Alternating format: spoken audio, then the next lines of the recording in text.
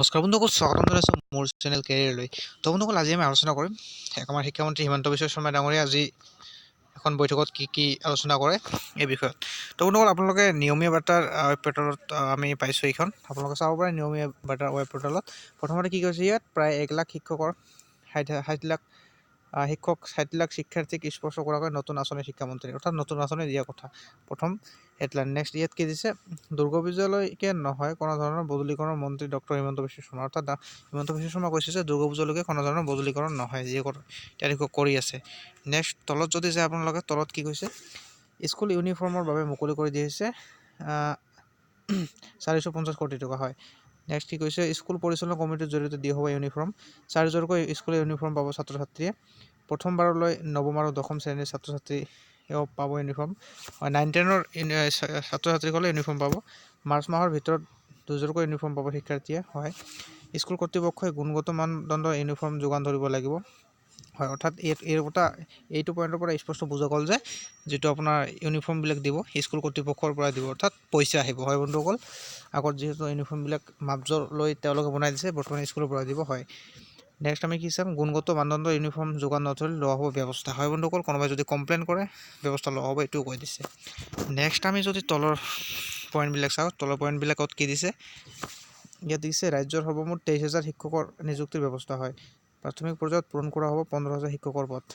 3 number কি দিছে, এপ্ৰিলৰ আগতে 6,000 মাধ্যমিক শিক্ষকৰ নিযুক্তিৰ ব্যৱস্থা। হয়। 4,993খন প্ৰাথমিক আৰু মধ্য ইংৰাজী স্কুল প্ৰাধিকৰণ, অৰ্থাৎ প্ৰভিঞ্চিয়েলাইজ কৰা হ'ব। 962 কোটি টকা স্কুলসমূহক মোকলাই দিয়া হ'ব। 962 কোটি টকা। 620খন হাইস্কুল প্ৰাধিকৰণ কৰা হ'ব, অৰ্থাৎ প্ৰভিঞ্চিয়েলাইজ। 4,828জন হাইস্কুল শিক্ষকৰ চাকৰি নিয়মীকৰণ। হয়। 30খন নতুন কলেজ প্ৰাধিকৰণ কৰা হ'ব। 900 অধ্যাপকৰ পদ নিয়মীকৰণ কৰা হ'ব। 15 আগষ্টৰ আগতে সম্পন্ন কৰা হ'ব এই সকলোবোৰ কাম। অৰ্থাৎ বন্ধুসকল, 15 আগষ্টৰ আগতে 2020 15 আগষ্টৰ আগতে এইবিলাক কাম কৰা হ'ব বুলি শিক্ষামন্ত্ৰী ডাঙৰীয়াই কয়। নেক্সট যদি চাই, ইয়াত কি দিছে, ঠিকাভিত্তিক শিক্ষকসকলৰ দিছে, ঠিকাভিত্তিক শিক্ষকসকলক নিয়মীকৰণ, শিক্ষকৰ সমাহাৰত দৰমহা 60 বছৰলৈ চাকৰি নিৰাপত্তাকে ধৰি সকলো ধৰণৰ সমস্যাৰ সমাধান কৰা হ'ব। কম্পিউটাৰ শিক্ষকসকলৰ চাকৰিৰ মানদণ্ড উন্নত কৰা হ'ব। হয় বন্ধুসকল, কম্পিউটাৰ শিক্ষকৰ কাৰণে ইয়াত ভাল খবৰ এইটোৱে, তেওঁলোকৰ চাকৰিৰ মানদণ্ড উন্নত কৰা হ'ব বুলি কৈছে।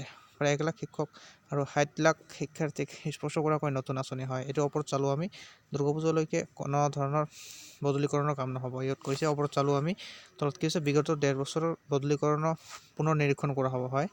শিক্ষকসকলক দিছপুৰ আৰু কাহিলীপাৰা চলনি শ্ৰেণীকোঠাত মন দিবলৈ আহ্বান শিক্ষামন্ত্ৰীগৰাকীৰ। হয় বন্ধুসকল, তলত কি দিছে, তলত যদি চাওঁ আমি, শিক্ষকসকলৰ বাবে নতুন ৱেবছাইট দিব পাৰিব অভিযোগ। হয়। নতুন ৱেবছাইট বনাই দিব, য'ত অভিযোগ দিব পাৰিব শিক্ষকসকল।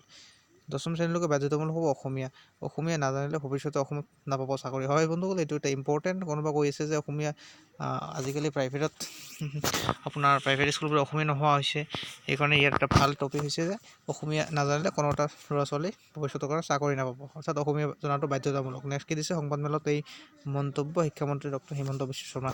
হয় বন্ধুসকল, আজি কি টপিক ডিছকাছ হ'ল এইবিলাক আমি চালোঁ। এইটো হৈছে আপোনাৰ নিয়মীয়া বাৰ্তাৰ official web page, official portal, ইয়াত গৈ আপোনালোকে চাব পাৰে এতিয়া। তো বন্ধুসকল, ভিডিঅ'খন চোৱাৰ বাবে ধন্যবাদ। ভাল লাগে লাইক, শ্বেয়াৰ, কমেণ্ট, বেল আইকন ডিছলাইক আৰু চেনেলটো ছাবস্ক্ৰাইব কৰি ল'ব। ধন্যবাদ।